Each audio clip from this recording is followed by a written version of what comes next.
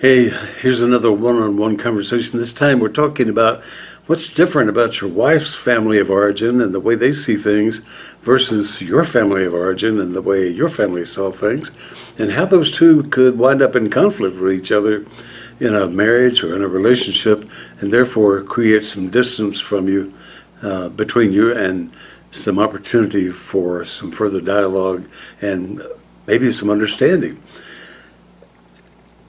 I don't think it can be overestimated how important our family of origin is. It's where we learn basic behaviors such as conflict and how to handle it, language that we use with each other, what's acceptable and what's not acceptable in terms of behavior. And we get a sort of code or rule book that we adopt without even thinking about it. This is how our family operates. And if you get outside that, somebody in the family is going to correct you, especially your parents, and tell you that's not the way we do things here. Here's how we do things here. Now, all of that's good and it's fine, but the problem is that sometimes the way we do things in our own family is dysfunctional. It's not good. Maybe we brought those kind of behaviors from the grandparents or the previous parents or other families that we've been part of, but when they get into this family and that becomes our mode of living and our rule book, that becomes the way we do things, and we believe that to be correct. For example, just take one possibility. Supposing your family believes in very strong conflict. They get things out on the table and they can speak their mind, they can say unpleasant things knowing that they're going to be forgiven and it's over with and done. Okay, so that's one style. What if you become involved with someone who comes from a family where conflict is not surfaced easily, and in fact maybe it's avoided, or maybe there are some rules about how you go about surfacing conflict and they're very strict, and you don't say certain things, you don't call people names, you don't do this, that, or the other. So once those two conflict styles run into each other, you can bet there's going to be some fireworks. So what do you do about that? I mean, how do you handle it? You can't exactly go choose one or the other and say well, one's right and the other's wrong. So what happens is you have to develop your own style based on maybe a merger of the two, or hopefully the best practices of both of them, so that in your family we have a procedure for how we handle conflict, we have a procedure for how we treat each other, and we have a procedure for how the language that we use when we're talking to each other, all those good things. And maybe we had to learn that the hard way. Maybe we learned it through some bad behavior that resulted in some alienation or some separation or whatever happened, but somehow we got through it and got back together. Maybe we had to go to counseling to get some of that sorted out, and that's okay. The point is we need to be aware that the family of origin of the two husband and wife that are in this family together, they can be in conflict with each other, and those styles get to be in conflict with each other and create their own issues inside a marriage or inside a relationship. Now, having said all that, I want to also hasten to add that as a man in this family, I believe it's your responsibility to take charge and help resolve this and bring it to some sort of successful conclusion. If you were at work, for example, and you have coworkers arguing with each other, you don't just ignore that. You can't just go your own separate way, especially if they report to you. You've got to address that. You've got to resolve it. And I believe it's the same thing in your family at home. You've got to take care of those things and pay attention to the hurt feelings and how people are feeling about things, and get the feelings out on the table. Maybe you have a family meeting where you get things out and you talk about them and you negotiate, come to some compromise. But here's what I want you to understand.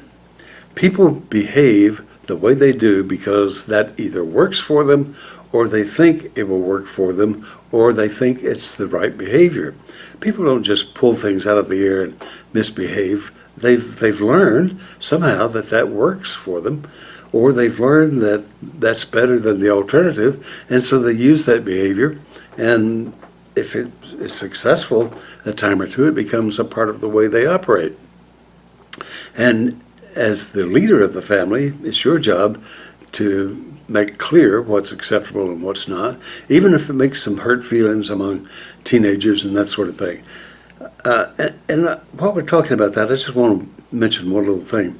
Sometimes we let teenagers rule the roost and decide how things are going to be handled in a family because they're very emotional. They speak their minds. They have their own issues. They want to give you what somebody else's family does as an excuse for why we should do things a certain way.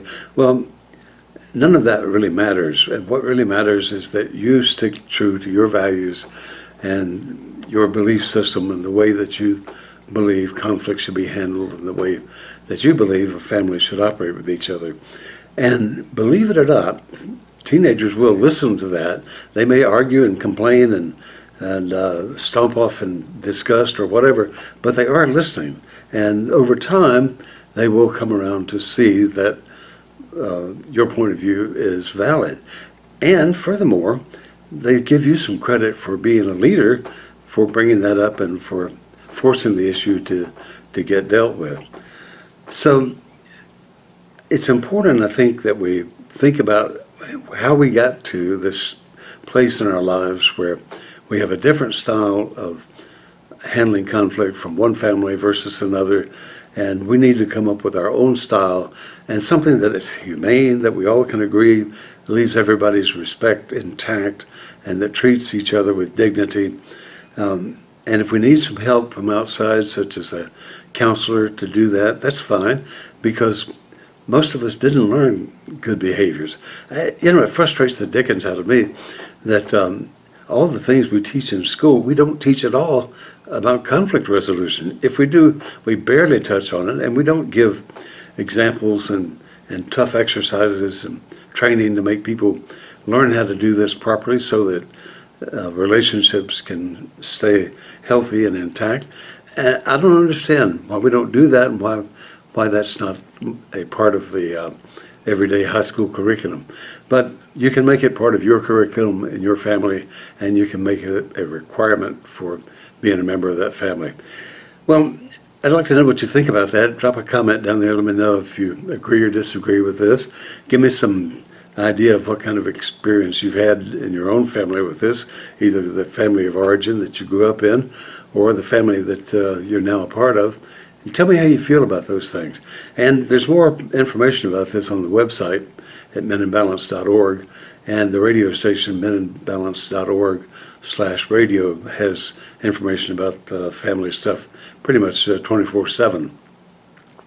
So if you like what you're hearing, give us a like and subscribe so that you know when we're putting out a new video, because I try to tailor these based on what the comments tell me is on people's minds and what's bothering men in today's society. Our goal is to help men in their spiritual walk.